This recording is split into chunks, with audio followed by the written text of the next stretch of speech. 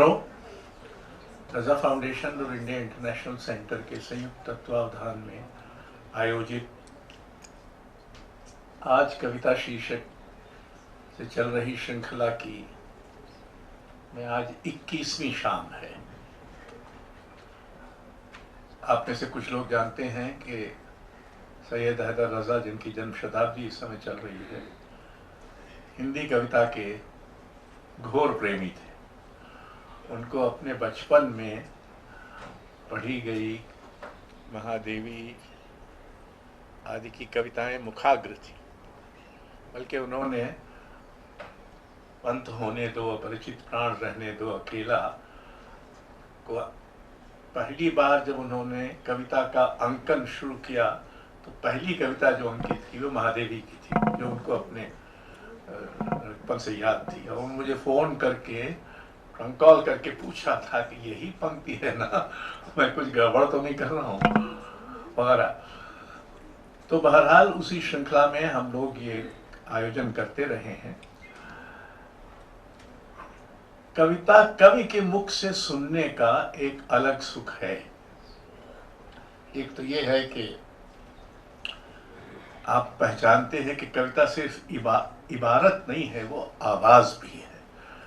और वो आवाज जब कवि की अपनी आवाज होती है, हालांकि ऐसे भी कवि हैं जो खराब पढ़ते हैं, खराब लिखते हैं, वो अलग बात है, लेकिन अच्छा लिखने वाले भी कुछ लोग खराब पढ़ते हैं।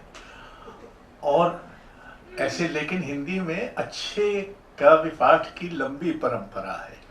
अज्ञे बहुत अच्छा पढ़ते थे, शमशेर जी बहुत अच्छा पढ़ते थे, मेरा ख्याल मुक्तिबोध अच्छा नहीं पढ़ते थे, तो बहुत लंबी कविताएं थी उनकी।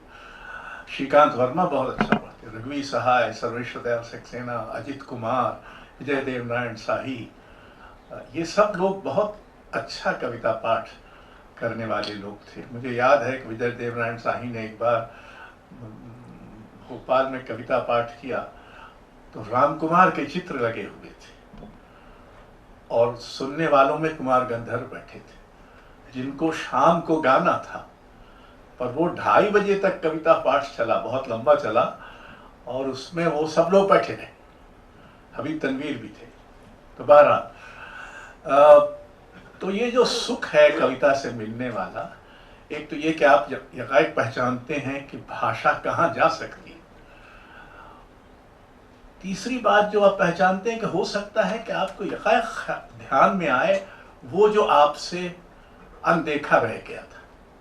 कविता कभी कभी अनदेखे को, अलक्षित को आपके ध्यान में लाती है। और चौथा ये कि आवाज से कविता में कुछ ऐसी अर्थ छवियां आती हैं जो निरे पढ़ने से नहीं आती।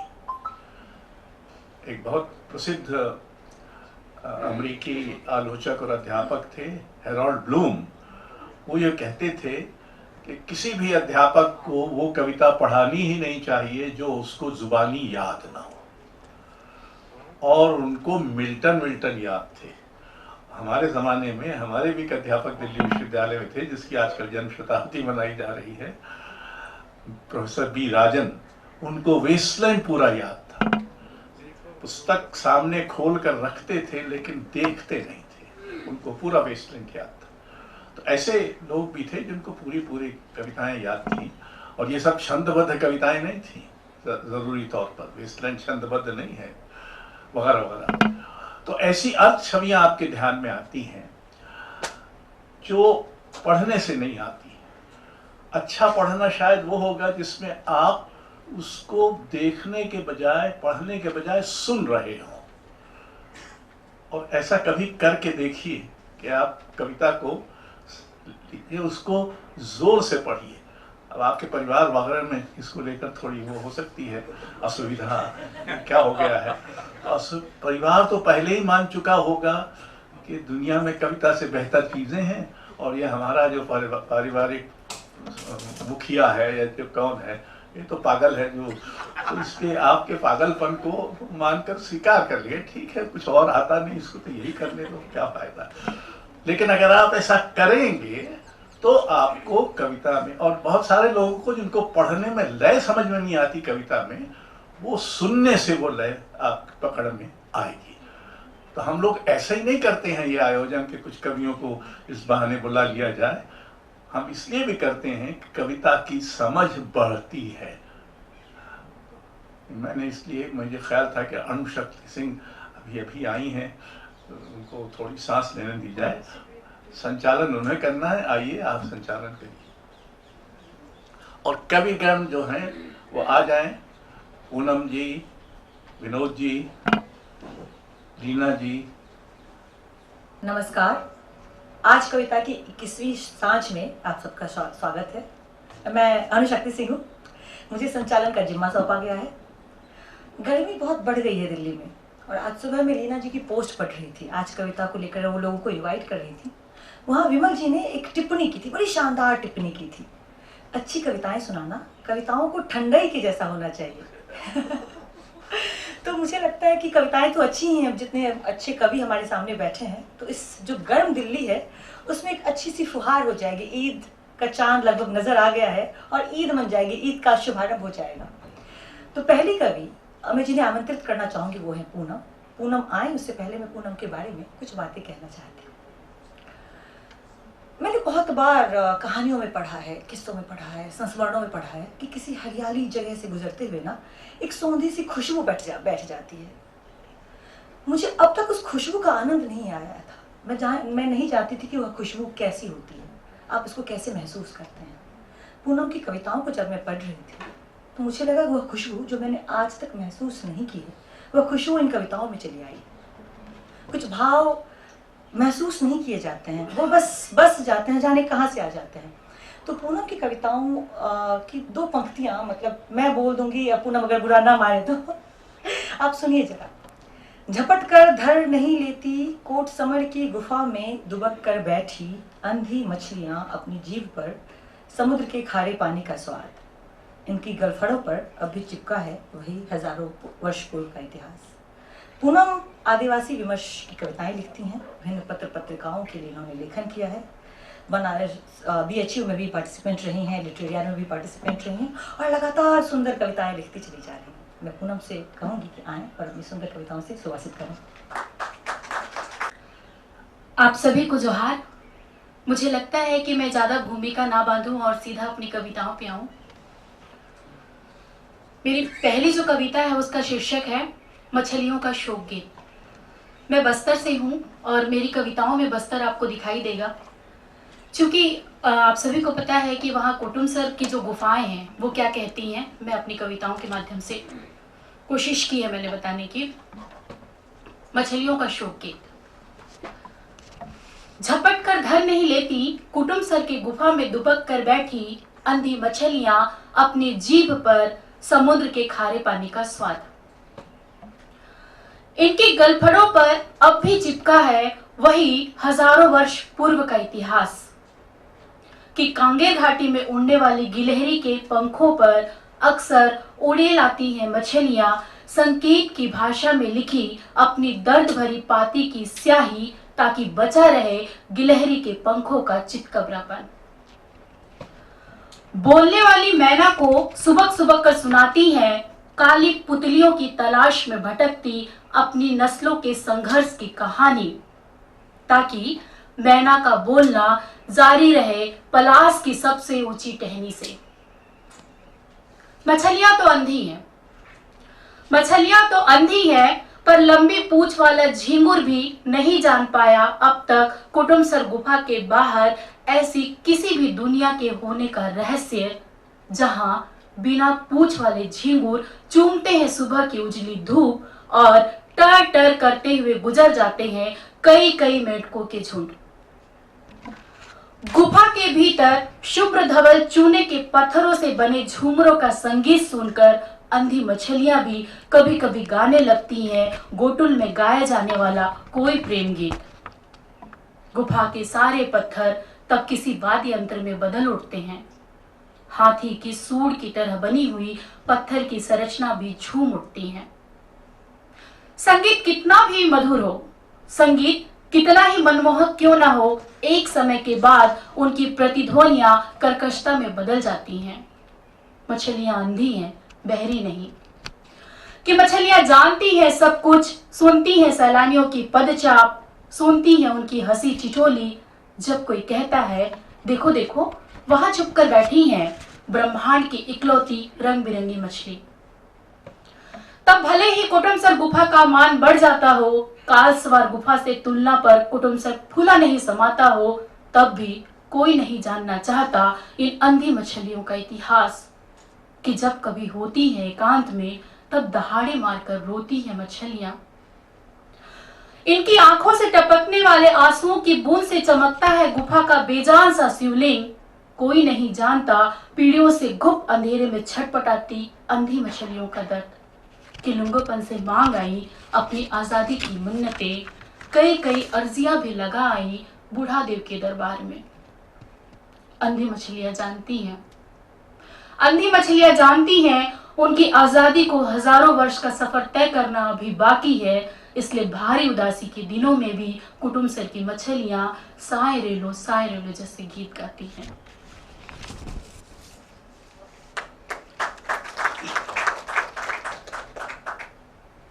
आमचो महाप्रभु मरलो मतलब हल्वी में है कि ईश्वर, हमारा जो ईश्वर है उसकी मौत हो चुकी है। आमचो महाप्रभु मरलो। हिरमा का दादा पारद में मिलने वाले हिस्से से अपनी भूख मिटा लेता था। हिरमा की दादी महुआ का दारू बना बेच आती थी साप्ताहिक बाजार में। हिरमा का बाप जंगल साफ कर उगा लेता था। मडिया ज्वार पेज से मिट जाती थी भूख।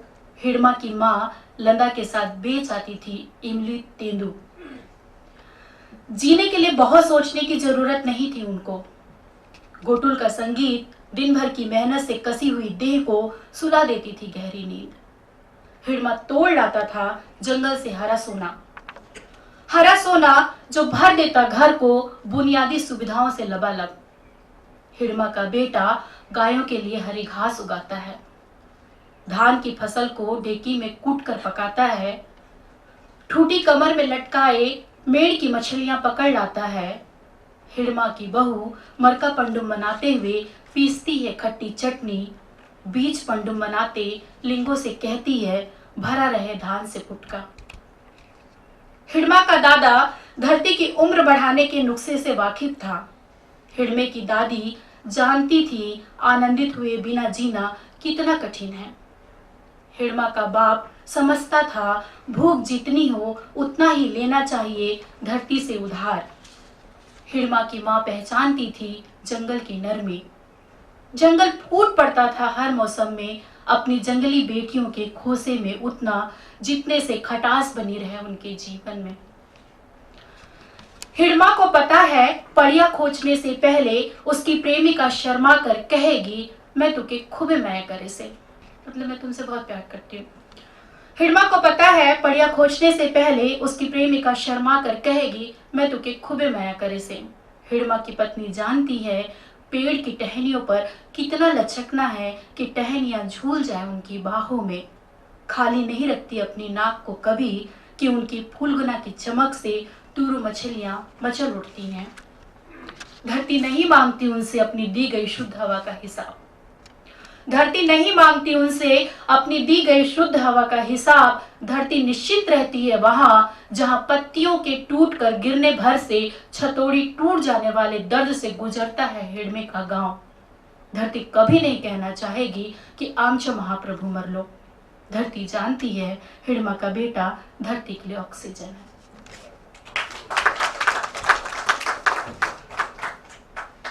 दवर्जी लैंड 3 दरवाजों वाला गांव कविता का शीर्षक है। जहां पेड़ों पर संकेत की भाषा में उगती हैं सीटियां, तनी हुई गुलेल छूटते ही मांगती हैं नागरिकता का प्रमाण पत्र। तीर धनुष कुल्हाड़ी पूछते हैं कितना लोहा है तुम्हारी जुबान पर। चाकू की धार से उंगलियों का रक्स रिश्ते ही लगाना होता है अंगूठा उनके संविधान पर किसी मुहर की तरह। पहले दरवाजे की चाबी फिंगरप्रिंट के बिना नहीं खुलती। मुझे याद है मेरा दूर का भाई कई दफा घूम आया विदेश बिना किसी वीजा और पासपोर्ट के। शहर के जरा से मुंह फेरते ही तिरंगे का रंग उड़ने लगता है। प्रभात फेरी के साथ भारत माता की जय उनके कानों तक स्पष्ट पहुंचती है। हेलीकॉप्टर की आवाज से चौंक कर जाग जाता है 6 माह का बच्चा, जिसके बाप को नहीं पता पहिए के विकास की कहानी। जंगल की डाक पर जब तक नहीं लिखा होगा तुम्हारा नाम, तुम सही पते पर कभी नहीं पहुंच सकते। स्पाइक होल नई खेल विधि है। खुद के नाम से एक मुट्ठी मिट्टी फेंक कर चाहो तो पंजीयन करवा सकते हो तुम भी कि दूसरे दरवाजे की चाबी स्क्रीन टच की तरह खुलती है। कुकर में भात नहीं पकता, रपटों पर सब्बल के घाव पककर मवाद से भर गए हैं। बिजली के तारों में विभागीय झटके नहीं आते। छींद तोड़ते बच्चों के कानों तक पहुंचती है बांडागुड़ा के स्कूल में पढ़ाई जा रही वीर जवान तुम आगे बढ़े चलो वाली कविता। बच्चे बढ़ते हैं गाय के झुंड की ओर, बकरी, मुर्गी, सुअर की बाड़ी की तरफ। माता बूढ़ी वाली देवी की आंखों में रतौंधी है। मन्नत का भार बकरे के भार से हर बार ग्राम मिलीग्राम कम पड़ जाता है। जूतों की धमक के साथ टूटता है गांव के भीतर का सन्नाटा। टूटती हैं औरतें, टूटते हैं पुरुष। बच्चों को टूटना नहीं आता। बच्चों को कोई नहीं बांधता यहाँ गले में ताबीज। उन्हें भरा जाना है एक दिन खाली कारतूस में बारूद की तरह। 2 दिन के बच्चे को सूखी छाती से चिपकाई औरतें भागती है शहर की ओर। लकड़ी का बोझा सिर पर लादे औरतें जानती है पोलियो ड्रॉप से नहीं, दोनी भरमंडिया पेस्ट से बची रहेगी भविष्य के पैरों में जान। औरतें बदलती हैं धान को चावल में, रुपयों को दैनिक सामानों में। पुरुष ढोता है सारा बोझ पहले दरवाजे की चौखट तक। पुरुष राह तकते हैं सीमा रेखा पर औरतों के लौट आने की, ताकि धुंगिया चबा सके उनकी जीव। अर्जुन की आंखें ही भेज सकती है इस रहस्यमयी तिलस्मी संसार की दुनिया को। लौट आने की किसी संभावना के बिना पहुंचा जा सकता है उस पार कि तीसरे दरवाजे की चाबी यमराज के चाबी के गुच्छों में से कोई एक है। हाड़ मास के पुतले ही नहीं, देवता भी यहाँ थर थर कांपते हैं। गांव की परिधि पर रहस्यों की पोटली बांध कहीं खो जाते हैं वे लोग, जहां आधा बागी आधा बच्चा पूछता है मुझसे, आपको डर तो नहीं लग रहा है? वह चिंता भी करता है और सतर्क भी रहता है। पानी का लोटा थमाते उसके हाथ अतिथि देव भाव की मुद्रा में होते हैं। मैं पूछती हूँ उससे कई सवाल। वो रहस्यमय मुस्कान के साथ अपने हाथ की गुलेल मेरी हथेलियों पर धर देता है। मैं डर के मारे कांपने लगती हूँ। वह हंसता है। गुलेल का भार तुम जैसे शहरी लोगों की हथेलियां नहीं उठा सकती। तुम अपना काम करो, हम अपना। उस वक्त मुझे उसकी आंखों में पाश की एक कविता चमकीली आग सी नजर आती है। उस बच्चे ने नहीं पढ़ा है, जबकि हम लड़ेंगे साथी उदास मौसमों के खिलाफ। मेरी हथेलियां भारी है अब तक। घर की खिड़की से दिखता है उस गांव का सबसे ऊंचा पेड़। घर की खिड़की से दिखता है उस गांव का सबसे ऊंचा पेड़। रात के सन्नाटे को चीरती है उनके मांदर की आवाज। ऐसे तो 6 किलोमीटर दूर है मनकेली गोरना, पर बिना अनुमति के प्रवेश वर्जित है वहां। कम होते ऑक्सीजन के अनुपात से अनुमान लगाया जा सकता है कि पेड़ों के उस झुरमुट में कुछ लोग अभी भी हवा के दम पर जिंदा हैं। अद्भुत है द वर्जिन लैंड, 3 दरवाजों वाला गांव। वहां के लोग, वहां की हवा, वहां का संविधान, अपनी सजगता में थर थर कांपती टनी हुई गुलेल और वहां के सावधान बच्चे।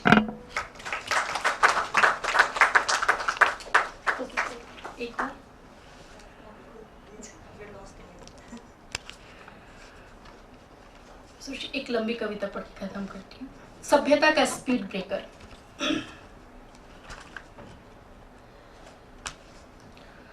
उनके पैरों की जूतियां मीलों चलने के बाद भी मुंह फुलाकर नहीं बैठ जाती, बल्कि उनके तलवों की कठोरता के भीतर से छालों की तरह उफन आई कोमलता पर थोड़ी देर इतरा लेती हैं। 2 जोड़ी हरी वर्दी, 1 जोड़ी जूता, 1 जोड़ी चप्पल, 1 शीशी तेल, 1 नहाने का साबुन, 1 कपड़ा धोने का साबुन, 2 सर्फ पैकेट, 1 किलो फली दाना का बोझ उठाते उनके कंधे उचक कर मुस्कुरा देते हैं। पहाड़ी नदियां 2-4 दिनों में एक बार उनकी देह की गंध पाकर बौरा जाती हैं। 4 बंदूकों की आड़ में वह बहाती अपने शरीर का कपड़ों पर लगे दाग डिटर्जेंट पाउडर के साथ उड़ा देती हैं जंगल में। धोती सुखाती फिर बनाती हैं बिकते भर लुंगी के कपड़े से उन दिनों के लिए सुरक्षा कवच। वो सीख गई है अच्छी तरह हिसाब लगाना, एक लुंगी की लंबाई चौड़ाई समझने लगी है। उनकी उंगलियां साड़ी के प्लेट्स उतनी तेजी से नहीं बना पाती हैं जितनी तेजी से दबाती है वह बंदूक की लिबलिबी। धनुष बाढ़ गुलेल उनके इशारों पर दौड़ते हैं। उनकी हंसी जंगल को बचाती है ठूठ होने से। उनके भीतर भरा जाता है गुस्से का सिलेंडर। उन्हें सिखाया जाता है लड़ना, व्यवस्था के खिलाफ, सामाजिक अन्याय के खिलाफ। वे लड़ती हैं जी जान से, ऊंच नीच की परवाह किए बिना। पर उन्हें कभी नहीं पढ़ाया गया कामरेड अनुराधा गांधी की जीवनी वाला पाठ। किसी साजिश के तहत उन्हें बंजर बनाया जा रहा है।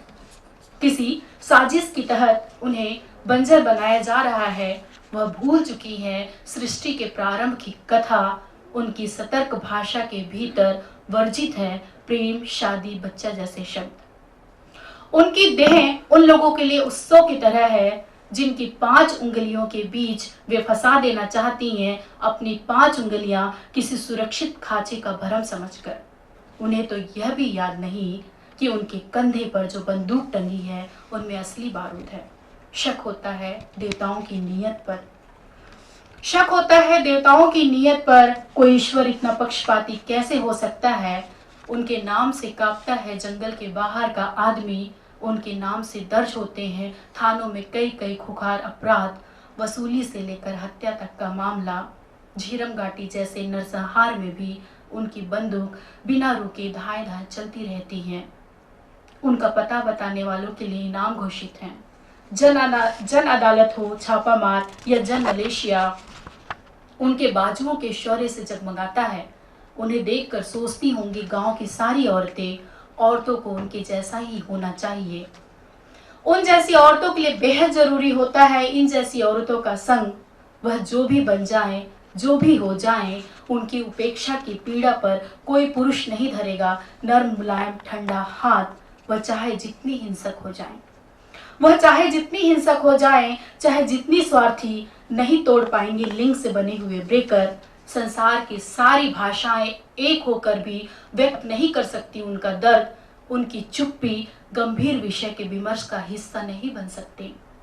उनके पास ऐसी कोई भाषा ही नहीं कि लिखित में दर्ज करवा सके वे अपनी शिकायत। उनकी गुलेल की कच्ची गोटियों से कुछ नया नहीं होने वाला।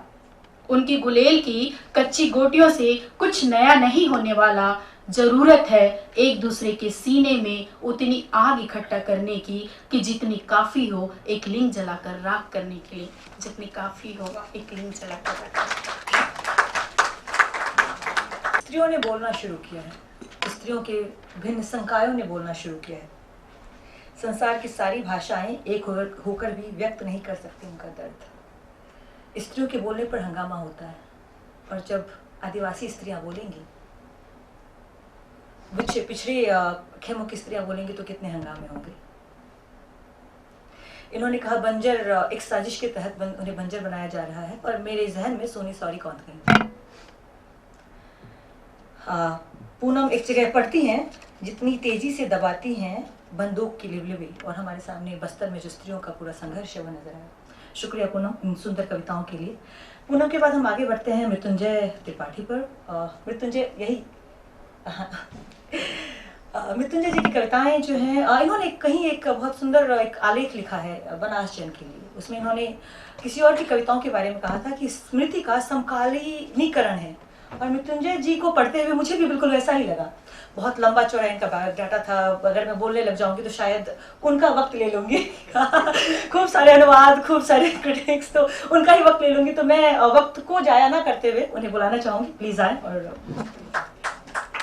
मैं आपके बगल में बैठ जाती हूँ। वहाँ से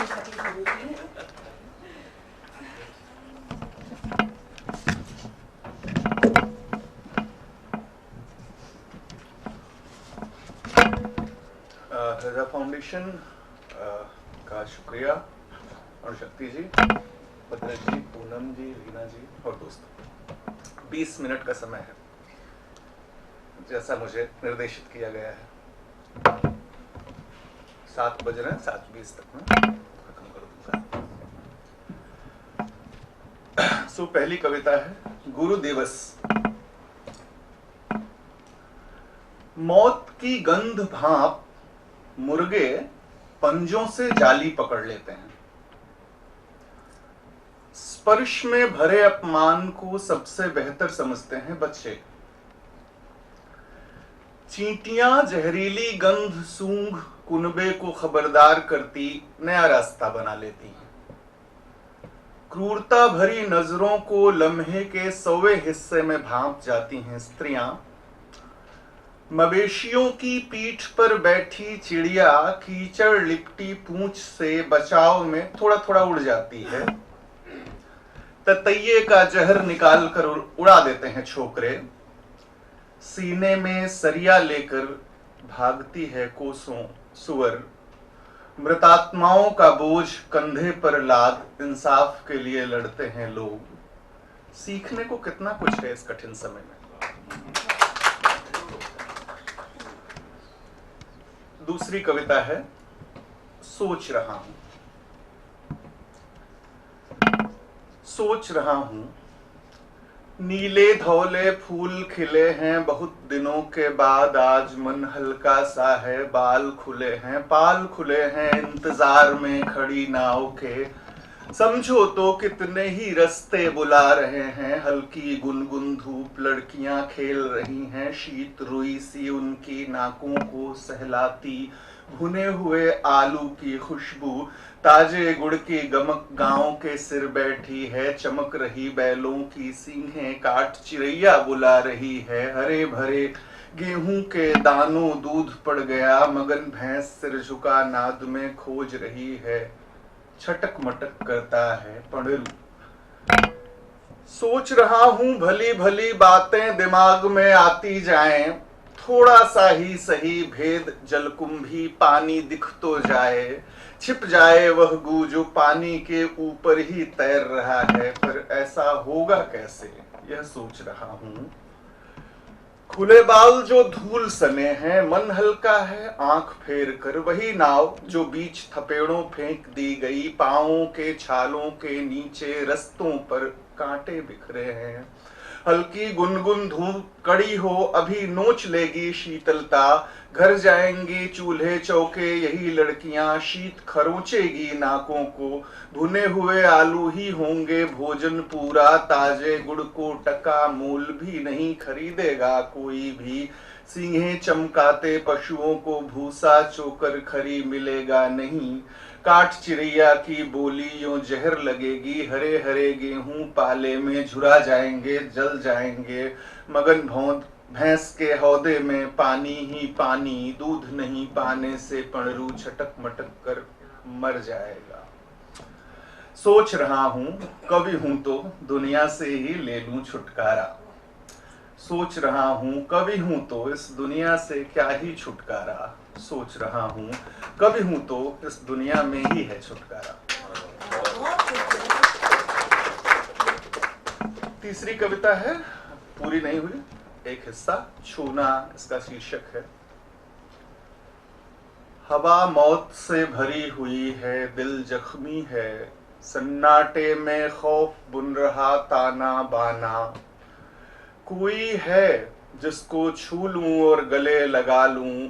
डर उठता है गिरता है मन के पिंजरे में। छू लेने से नेह नगर का खुलता है दरवाजा। दोस्त यार सब छू लेने से ही बनते होते हैं। वही राह है जिस पर बिना शब्द के भी हम चलकर आए। दुनिया जैसी है छूने से भरी हुई है। छू लेने के जो खिलाफ थे वे भी अपनों को छूकर ही जाना करते थे दुनिया को। छूने की ताकत से डर कर जाति सींचे बने। छूने के जादू से दुनिया बदल रही, पुरखिन को दे दी कैद उन्होंने। फूक उठ रही है सब कुछ है कितना नश्वर। सच जो छूने से बनता था छूट रहा है। रंग गंध आवाजें स्वाद बिना छूने के सिफर रहेंगे। क्या तुमको है छुआ किसी ने? मिट्टी पत्ते घास धूप की छुअन समेटे, जलथल नभ को छूकर प्रमुदित जीव जंतु सब हमने अपने लिए बनाई ऐसी दुनिया, छूना भी मुश्किल होता जाता है अब तो।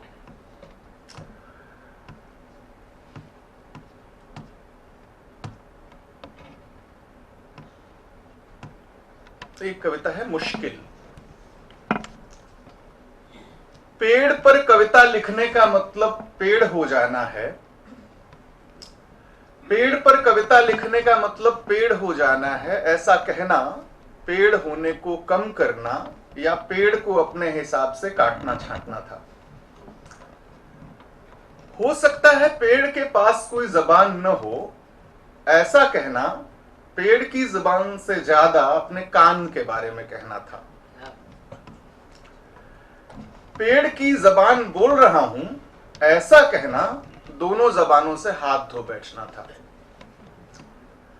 उसके तने पर उभरी खुरदुरी पपड़ियों की खरखराहट सुनने की कुवत पैदा करना, सुनना वह कैसे बुलाता है चिड़ियों को, कैसे लपकती हैं फुनगियां सूरज की ओर, जड़ें पानी की ओर। उसकी जबान का पता गिलहरियों के आपाधापी भरे चौकन्नेपन में होना था, जीवन संजोती गुठलियों में भी संभव था। वह गाढ़े आंसू की उस बूंद में भी हो सकता था जो पेड़ की त्वचा पर लगे चीरे के गिर्द जम जाती है। यह सब सिर्फ संभावनाएं थी। पेड़ न होने की जगह से पेड़ के बयान की कोशिश, इनका गलत होना अनिवार्य था। गलत होने की अनिवार्यता कविता को सच की तरफ ले जा सकती थी। कविता का सच होना बगैर गलत की अनिवार्यता के असंभव था। मैं लिखता हूं ऐसा कहना हमेशा लिखने से ज्यादा मैं पर जोर बांधता था।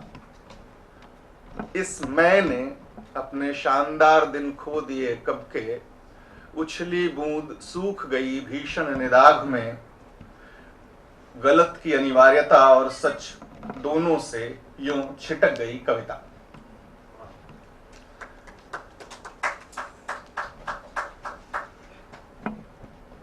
एक कविता है नश्वर थी सुंदरता।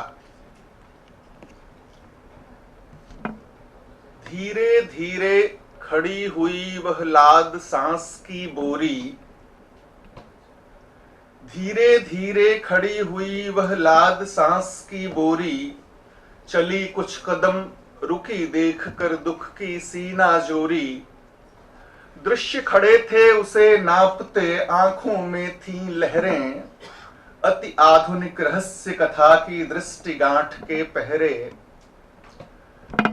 डर की परत छेद कर निकली बोली सी अनबोली, पिस्टल से ज्यों धीरे धीरे निकले कोई गोली। नजरों का था द्वंद्व युद्ध, हथियारों के थे चेहरे, कटने के निशान दिखते थे दिल तक गहरे गहरे। धरती जकड़े पैर पड़ी थी, गगन थामता माथा, इस अवगति को गति से ही वह बना रही थी गाथा। एक कदम में 3 लोक 84 नरक डगर थी, गुइयापन के रस्ते जूझी सदियों से बेघर थी। चलते चलते पीछे देखा, चलते चलते पीछे देखा, महाकाव्य थे गति में। भय को थामे दृढ़ता हिम्मत आए आए मति में। एक कदम था सदा हवा में धीरे धीरे गिरता, हाथ उठे थे जख्म हरे थे, नश्वर थी सुंदरता।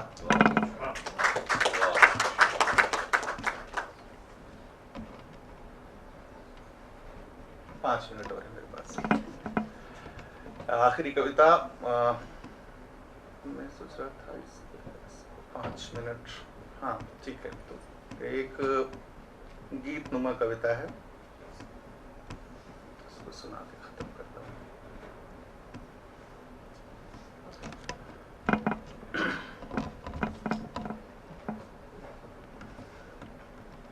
पिया हाजी अली, पिया हाजी अली, पिया हाजी अली, पिया हो अब दर्द दिल के क्यों सुनाती, कहाँ जाती हो। अब सांस पिंजर भीतरम है तलफलाती हो। अब इश्क के बीमार मारे गए गलियों में। अब दाग दिल खूबा चमकते रंग रलियों में। अब है हवाएं बदबुओं की खानकाहें हो। अब खून में भीगी हुई सब जान माज़ें हो। पिया हाजी अली, पिया हाजी अली, पिया हाजी अली, पिया हो। पिया हाजी अली तुम ही कहो इस इश्क के रस्ते। क्यों डूबती दुनिया के धंधे बेसुधम मस्ते। मैं रो रही नित खो रही और सो रही दिन रात। रोशन जबानों में है अटकी शूल सी वह बात। रक्से बिरहना सियह गाना दिल लगाना हो। है आब लापा दौड़ कर तेरी गली आना हो। पिया हाजी अली, पिया हाजी अली, पिया हाजी अली, पिया हो। हाजी अली पिया सुन तुम्हारे इश्क रंगी में। अब दीन दुनिया छोड़ अब्रो अश्क रंगी में। गिरने दे तपती शबनमा आंखों में बातों में। उगने दे गाछें खौफ की इन घनी रातों में। तेरी याद के जुगनू जगाते रात का जादू। अब उठी पागल तोड़ जंजीरें हैं बेकाबू। पिया हाजी अली, पिया हाजी अली, पिया हाजी अली, पिया हो। Thank you. कवि हूँ तो दुनिया में ही है छुटकारा। आप ऐसी कविताएं गाएंगे और इतनी अच्छे से सुनाएंगे तो आपको छुटकारा कौन देगा। आप लोग देना चाह रहे थे क्या छुटकारा, पर ये खुद समय गिनते जा रहे थे। इन्हें 20 मिनट का, इन्होंने बिल्कुल 20 मिनट लिया। तो मैं अब लीना जी का भी वक्त नहीं जाया करूँगी। लीना जी फिल्म राइटिंग कर चुकी हैं, फिल्म के लिए लिख चुकी हैं, कविता संकलन है इनके पास। और कहती हैं मैं सहमत नहीं हूँ, साथ ही साथ ये भी कहती हैं नाव डूबने से नहीं डरती। स्त्री की आवाज़ है, स्त्री अपना कंसेंट जाहिर कर रही है और आगे जो समस्याएं हैं उसमें डूबने से भी नहीं घबराती है। तो लीना जी। है ईंट। यूं तो शटर भी गिरा था दुकान का और जड़ा था पीतल का मोटा ताला भी। तिरपाल को भी हुक से बांधकर सनमाइका वाले काउंटर पर एहतियातन गिरा दिया गया था ताकि मेह से बचाया जा सके। उस पर रख दी गई थी एक ईंट आदिम स्मृति सी, शायद किसी दीवार से गिरी थी। मंदिर की दीवार या मस्जिद, घर या पाठशाला की, ये कहना कठिन है, किंतु तय था कि उसके पास कहानियां थी जिसे उसने बिग बॉस में लगे कैमरे की तरह घर के भीतर साफ साफ देखा था। बावजूद इसके वो चुप थी और विरक्त। अपने छिले हुए कंधों और अपने मटमैले रंग के बावजूद वो सक्षम थी निर्भीक योद्धा सी निपटने को चोर, उचक्कों, डकैतों और सेंधमारों की सेना से अकेली ही। तेज हवाओं पर फड़फड़ाती तिरपाल को अपने साहसी पांव के नीचे दबाए किसी भी प्राकृतिक आपदा के लिए फुर्ती से बचाव करने को तैयार। ईंट का होना सिर्फ दीवार या नींव का होना नहीं था। एक अकेली ईंट एक तानाशाही को नेस्तबूत कर सकती थी। उसका लाल रंग किसी वधू के जोड़े का नहीं, लोकतंत्र की आंखों में उतरा हुआ खून था। जब वो बोलती उसकी आवाज़ दूर तक सुनाई पड़ती। ये और बात है कि सबके हार कर चुप हो जाने के बाद वो अंत में बोलती थी। एक कविता है स्त्री। क्यों नहीं रख कर गई तुम घर पर ही देह, क्या दफ्तर के लिए दिमाग काफी नहीं था? बच्चे को स्कूल छोड़ने के लिए क्या पर्याप्त ना थी वो उंगली जिसे वो पकड़े रहता? अधिक से अधिक अपना कंधा भेज देती जिस पर टंगा सकती उसका बस्ता। तुमने तो शहर के ललाट पर यूं कदम रखा जैसे तुम इस शहर की मालकिन हो और बाशिंदों को खड़े रहना चाहिए नजरें झुकाए। अब वो आग की लपट की तरह तुम्हें निगल जाएंगे। उन्हें क्या मालूम तुम्हारे सीने में रखा है एक बम जो फटेगा एक दिन उन्हें ध्वस्त करता हुआ। वो तो ये भी नहीं जानते कि तुम भी उस बम के फटने से डरती हो। एक बहुत छोटी और कविता है। वो अपने अधनंगे फूले पेट वाले बच्चे को उठाए मेरी कविता की पंक्तियों में चली आई और भूख के बिंब की तरह बैठ गई। मैं जब भी कविता खोलती उसके आजू बाजू में बैठे शब्द मक्खियों की तरह उस पर भिनभिनाने लगते, जिन्हें हाथ हिलाकर वो यदा कदा उड़ा देती। उस निर्जन कविता में उसकी दृष्टि हमारी नाकामी का शोर रचती जिससे मैं दूर भाग जाना चाहती थी। किंतु अफसोस की कविता गाड़ी नहीं थी जिसके शीशे चढ़ाकर उसे मेरी दुनिया से बेदखल किया जा सकता। वो आ गई थी और अपना हक मांग रही थी।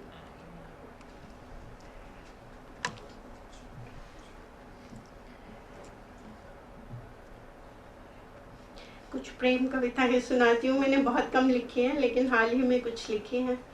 अवचेतन एक कविता है। एक मनोचिकित्सक चुनौती देता है कि स्वप्न जैसा है अवचेतन, जिसे अभी अभी देखा था, जिसमें अभी अभी दौड़ लगाई थी, वही स्वप्न पूरा सुनाओ तो मानो। क्या मनवाना है मुझे जन्मों की ये गहरी तृष्णा का घट, जिसके पेंदे में छेद है, जितना भरती है उतनी ही रिक्त भी होती जाती है। ये अधूरापन ही मुझे पूरा करता है। मैंने कितने सपनों में तुम्हें कितनी तरह से पाया, काल के भिन्न खंडों में, भिन्न देशों और ग्रहों की भूमि पर, जिन्हें मैंने किसी पूर्व जन्म या लोक में नहीं, इसी जन्म में रचा अपनी कल्पना की उर्वर क्यारियों में। मैंने कितने फूलों को तुम्हारे नाम से पुकारा, वो भी प्रेम की तरह अल्पायु हुए, रात को खिले, सुबह सब पंखुड़ियां गिरा दी। मैंने तुम्हें जितने रूपों में पाया उससे अधिक बार अधिक रूपों में खोया, कि खोने की पीड़ा की सघनता मुझे अधिक लालायित करती है तुम्हें पाने से। हर बार तुम्हें पाते ही तुम्हें खोने के गुंजलक को उलझाने लगती हूँ। जितना कठिन होगा इसे सुलझाना उतनी ही सघन होगी ये निचाट उदासी। तुम्हें लगातार खोते चले जाने से ही रचा है ये अपरिमित एकांत, सूखी स्याही सा पपड़ाया हुआ जिससे कोई नई इबारत नहीं लिखी जा सकती। जो है उसे ही अलग अलग कोण से देखकर इस कठिन प्रमेय को समझना होगा। एक बहुत छोटी कविता है। जलाकर नहीं, तेजाब फेंक कर भी नहीं, ना ही रेल की पटरी पर या ऊंची मॉल की सबसे ऊंची छत से धोखे से धकेल कर मैंने तुम्हारी हत्या की। मैंने तुम्हारा हाथ पकड़ा और एक ऐप में घुस गई, एक हिंसक ऐप में घुस गई जहां तुम अभी खेलने को तैयार भी न थे कि मैंने तुम्हें गोली मार दी। इस तरह प्रेम में हुई हिंसा का बदला चुकाया मैंने खेल में हुई हिंसा से। स्त्री थी, इससे अधिक मैं कर भी क्या सकती थी। मुझे बता देना टाइम प्लीज। अच्छा, एक मेरी कविताएं छोटी हैं जो मैंने चुनी हैं। सबसे सुंदर प्रेम कथाओं के नायक भगोड़े हुए या सन्यासी। सबसे सुंदर प्रेम कथाओं के नायक भगोड़े हुए या सन्यासी। जब प्रेमिकाओं के अश्रुओं से गल गई 70% धरती, उन्होंने तप किया उसी पत्थर पर। उन्होंने तप, जहाँ समुंदर बन गए उन्होंने तप किया उसी पत्थर पर जिसे छाती पर धरे प्रेमिकाओं ने चिरकाल तक की प्रतीक्षा। गर्व के पर्वत जो चूर चूर हो समतल हुए, उसी बची हुई धरती पर उन्होंने परम मोक्ष के ध्वज फहराए और अमर हुए। उनकी अंतर्दृष्टि ना देख पाई वो रक्त रंजित स्मृतियां, जिसे बैकपैक की तरह उठाए वे नायिकाएं अंतरलोक की यात्रा पर निकल गईं और फिर नहीं लौट पाई अपनी ही देह में। अंतिम कविता बहुत छोटी है, 4-5 लाइनों की। ये तुम्हारी अनुपस्थिति का अंधेरा है या रात, ये तुम्हारी अनुपस्थिति का अंधेरा है या रात, ये नींद थी या कोई पंछी उड़कर तुम तक पहुंच गया था, ये स्वप्न था या रहस्य बरसाती कोई बदली गुजर गई, ये तुमने मुझे छुआ था या किसी गुरु के अनुग्रह से हुआ था शक्तिपात, ये जो आधी रात को उठकर मैं पाँव के पास टटोल रही हूँ, वो चप्पल है या कोई राह जिस पर अन्य मनस्क में पादस्तूर चलती चली जा रही हूँ। प्रेम में हुई हिंसा का बदला चुकाया खेल में हुई हिंसा से। एक स्त्री और क्या कर सकती थी। कई बार लीना जी की कविताओं को पढ़ते हुए सुनते हुए ऐसा लगता है कि जैसे हम सबकी जिंदगी जो है वो एक दर्पण में चल रही है, मेरे सामने कोई चित्र चल रहा है। और खैर अभी जब आपने 70% कहा तो मुझे बिल्कुल हालिया हंगामा याद आ गया जब 70% बहुत ट्रेंडिंग हो रहा है।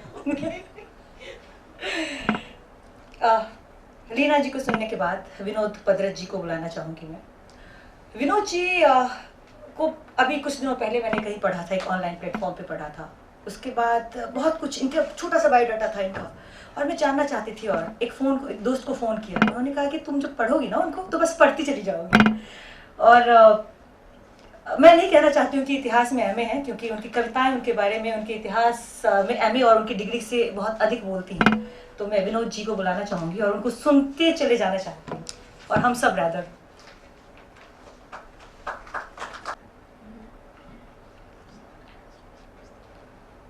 बहुत अच्छी कविताएं युवा मित्रों ने पढ़ी हैं, और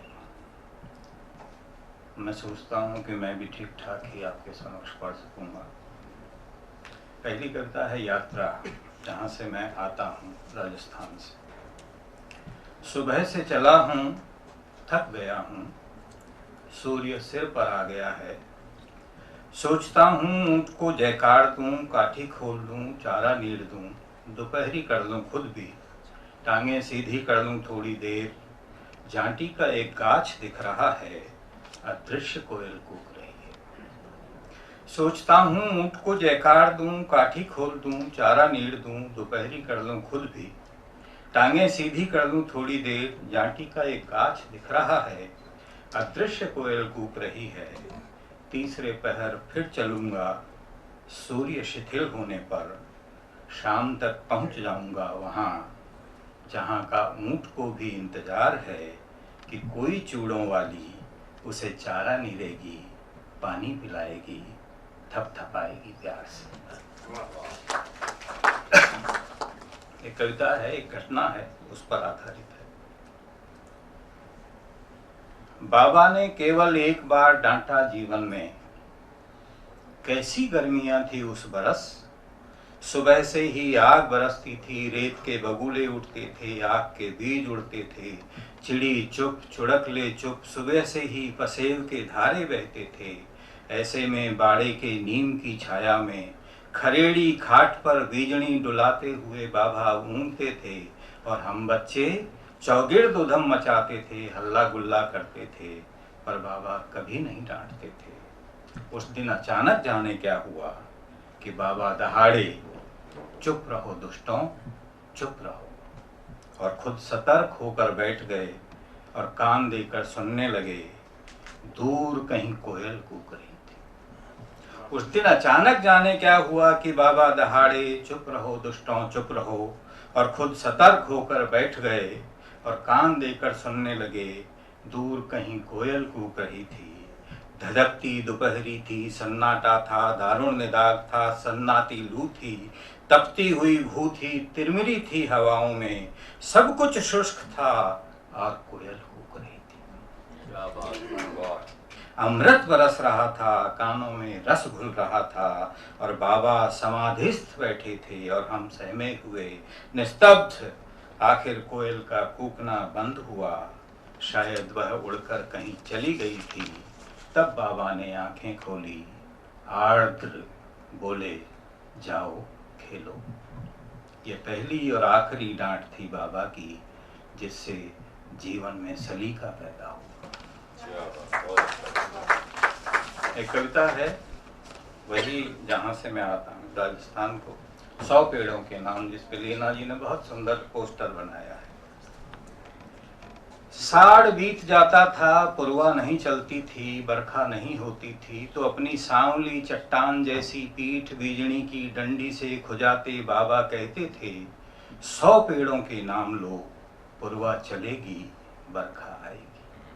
साड़ बीत जाता था, पुरवा नहीं चलती थी, बरखा नहीं होती थी, तो अपनी सांवली चट्टान जैसी पीठ बीजनी की डंडी से खुजाते बाबा कहते थे, 100 पेड़ों के नाम लो, पुरवा चलेगी, बरखा आएगी। पर मुझको तो याद नहीं थे 100 पेड़ों के नाम। आम, पीपल, बड़, शीशम और पलाश, खैर, खिरणी, धौंक, नीम, बबूल, अमलतास। फिर मैं चुप हो जाता था। बड़े भाई कुछ और नाम जोड़ते थे, काका कुछ और। अंततः बाबा ही 100 पेड़ों के नाम लेते थे एक सांस में। अंततः बाबा ही 100 पेड़ों के नाम लेते थे एक सांस में।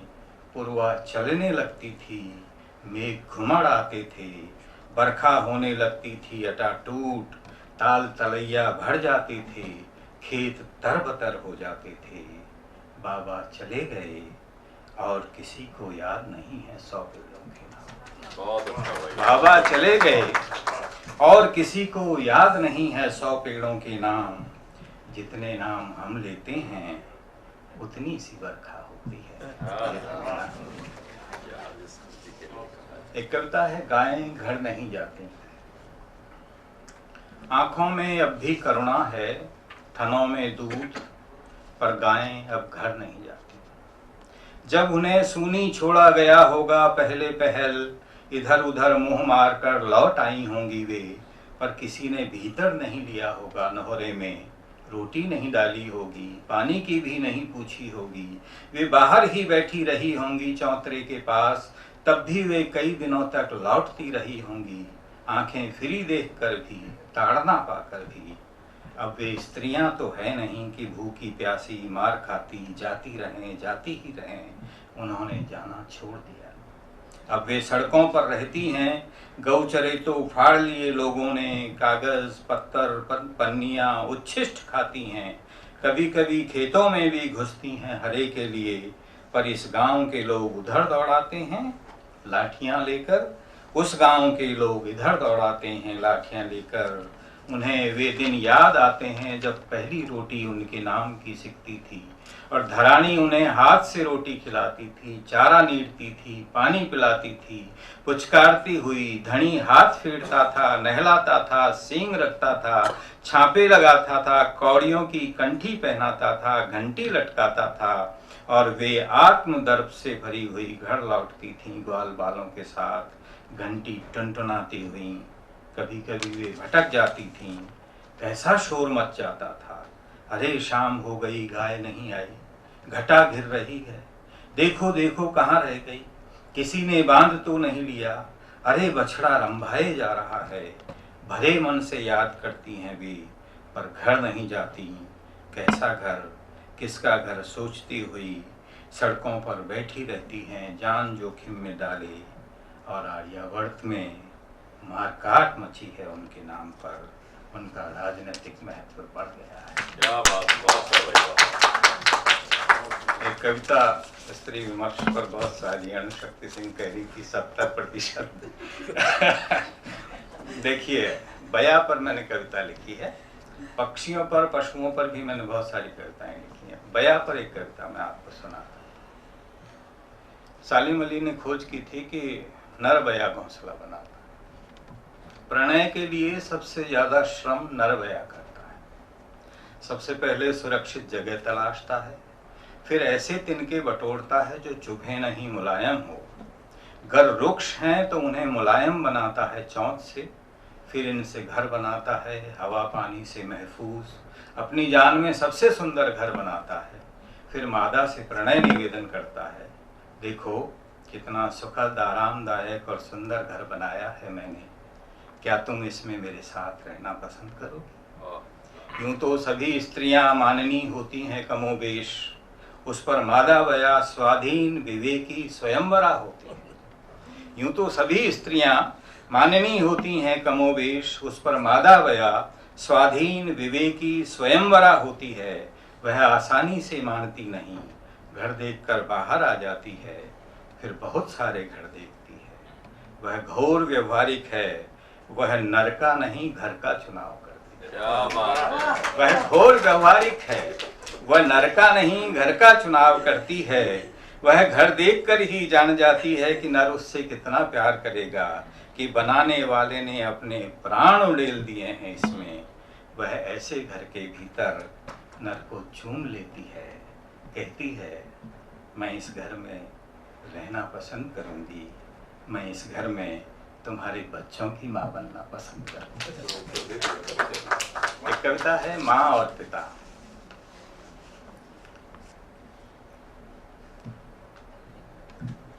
संतानों की निगाह में पिता एक मजबूत व्यक्ति होते हैं, दुख में अविचलित, विपदाओं को अपनी छाती पर झेलने वाले, दुविधाओं में निर्णय लेने वाले, कम हंसने वाले, कभी नहीं रोने वाले। संतानों की निगाह में पिता एक मजबूत व्यक्ति होते हैं, दुख में अविचलित, विपदाओं को अपनी छाती पर झेलने वाले, दुविधाओं में निर्णय लेने वाले, कम हंसने वाले, कभी नहीं रोने वाले। माँ बात बात पर रोती है, गीत गाते गाते भी रोती है, किसी पुरानी बात को याद करके भी रोती है। बहन की शादी को 25 बरस हुए, उसे विदा करते हुए आज भी रोती है। हम तीज त्योहार मनाकर वापस लौटते हैं, हमारे बच्चों के सिर पर हाथ फेरते हुए रोती है। पिता की आंखें बस कभी कभार किसी निकटतम की मृत्यु पर डबडबाती हैं। अब जब मैं स्वयं पिता हूँ, जानता हूँ कि पिता भी साधारण मनुष्य होते हैं, कमजोर और मजबूत एक साथ। वे भी करोड़ों वर्षीय धरती माँ के शिशु हैं, जिनकी कनपटियाँ सफेद हो गई। वे भी करोड़ों वर्षीय धरती माँ के शिशु हैं, जिनकी कनपटियाँ सफेद हो गई हैं। वे भी निविड़ निशीथ की निस्तब्धता में जब बच्चे सो जाते हैं, पत्नी का हाथ पकड़कर रोते हैं निःशब्द। वे भी निवड़ निशीथ की निस्तब्धता में जब बच्चे सो जाते हैं, पत्नी का हाथ पकड़कर रोते हैं निःशब्द। और बात बात पर रोने वाली उन्हें ढाढ़स बंधाती है, बार क्या बार बात है। उन्हें ढाढ़स बंधाती है। और अगर समय हो तो बताइए, एक कविता और पढ़ सकता हूं? बिल्कुल। हाँ।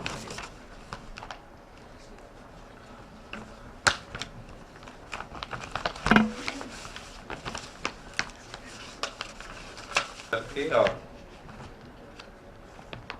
आगे महिलाओं तक, उन स्त्रियों तक जाती है।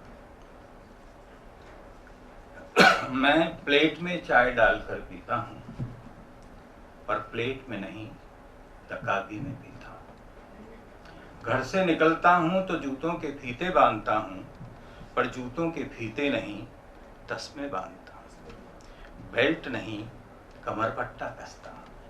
मैं होटल में धर्मशाला में रुकता हूँ, पर होटल धर्मशाला में नहीं, सराय में रुकता हूँ। मुझे पसंद है आदाब, जर्रा नवाजी, वजह फरमाया। मैं धन्यवाद कहता हूँ, पर धन्यवाद नहीं, शुक्रिया कहता हूँ। मुझे पसंद है आदाब, जर्रा नवाजी, वजह फरमाया। मैं धन्यवाद कहता हूँ, पर धन्यवाद नहीं, शुक्रिया कहता हूँ। मुझे साड़ू शब्द बिल्कुल पसंद नहीं, पर हम जुल्फ पर फिदा हूँ। मुझे साड़ू शब्द बिल्कुल पसंद नहीं, पर हम जुल्फ पर फिदा हूँ। मुझे मौलवी से उतनी ही नफरत है जितनी पंडित से। बादशाह को अरदब में लाना मेरा मकसद है। बादशाह को अरदब में लाना मेरा मकसद है। मुझे हुस्न और इश्क की शायरी बकवास लगती है, यह भी क्या बात हुई कि आदमी खुद को इश्क कहे यानी कि रूह, और औरत को हुस्न कहे यानी कि जिस्म। सालों तक किताबों के जिल्द बंधवाता रहा, पर उस दिन हैरत में डूब गया जिस दिन एक हकीम ने मेरी त्वचा देखकर कहा, जिल्द देखकर आदमी की सेहत का पता लगता है। सालों तक किताबों के जिल्द बंधवाता रहा, पर उस दिन हैरत में डूब गया जिस दिन एक हकीम ने मेरी त्वचा देखकर कहा, जिल्द देखकर आदमी की सेहत का पता लगता है। बस तभी से मैं औरतों से कहता हूँ, जिल्द से सुंदर होती है किताब। बस तभी से मैं औरतों से कहता हूँ, जिल्द से सुंदर होती है किताब, और आदमियों से कहता हूँ, सुंदर और मजबूत जिल्द के भीतर जो किताब है उसकी रूह को बांचा जाना ज्यादा जरूरी है। बहुत अच्छा, बहुत और यहाँ से आप कुछ लेके जाएंगे, ऐसी उम्मीद बनती है। आपकी प्रतिक्रियाओं को ध्यान में रखें तो आप में से कुछ लोग रजा के नाम से तो परिचित हैं, लेकिन उनके चित्रों को आपने संभवतः नहीं देखा होगा। इस समय एक बहुत बड़ी प्रदर्शनी लग रही है बीकानेर हाउस में, वो सुबह 11 बजे से 6 बजे तक। तो जब भी आपको वक्त मिले, 1 महीने से ज़्यादा चलेगी वो, तब जाकर वो जादू देखिए जिस जादू के कारण हम सब यहाँ आज बैठे हैं। उस जादू में क्या था और कैसे उसने एक अद्वितीय उदारता के चलते ये फाउंडेशन बनाया। आप सब आए, इतनी उसके बाद इतनी गर्मी और दिल्ली में यातायात की कठिनाइयों के बाद, इसके लिए बहुत आभार।